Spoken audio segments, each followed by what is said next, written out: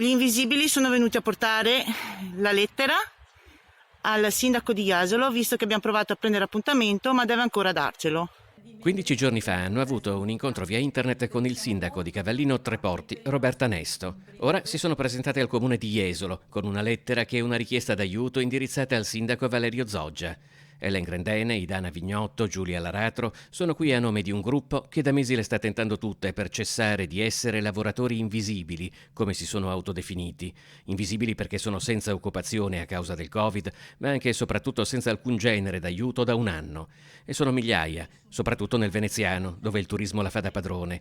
Chi a tempo determinato, chi in imprese cooperative, chi con contratti di collaborazione o prestazione occasionale, tutti comunque esclusi dalla gamma dei supporti previsti dal governo per i lavoratori stagionali, si tratti di bonus, ristori e altri incentivi previsti nei vari decreti promulgati dal marzo 2020 ad oggi.